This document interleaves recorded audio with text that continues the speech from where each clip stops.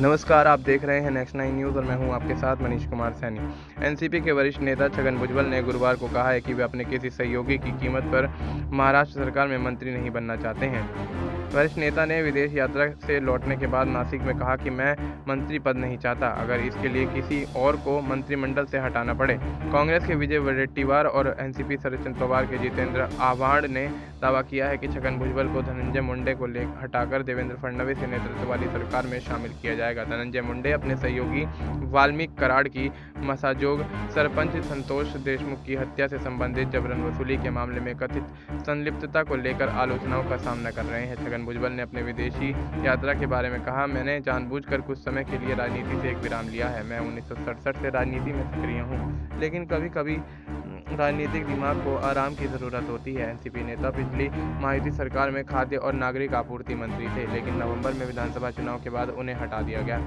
यह विभाग फिलहाल धनंजय मुंडे के पास है। छगन भुजबल ने यह भी स्पष्ट किया है कि मुख्यमंत्री देवेंद्र फडणवीस ने उन्हें मंत्री पद देने का वादा नहीं किया था। उन्होंने कहा, फडणवीस ने केवल इतना कहा था कि चलो 7 से 8 दिन प्रतीक्षा करें और इस पर चर्चा करते हैं। एनसीपी नेता ने कहा, वडेट्टीवार या जितेंद्र आव्हाड ने जो कहा है उसके बारे में मैं क्या कह सकता हूं। मैं किसी और की कीमत पद नहीं चाहता।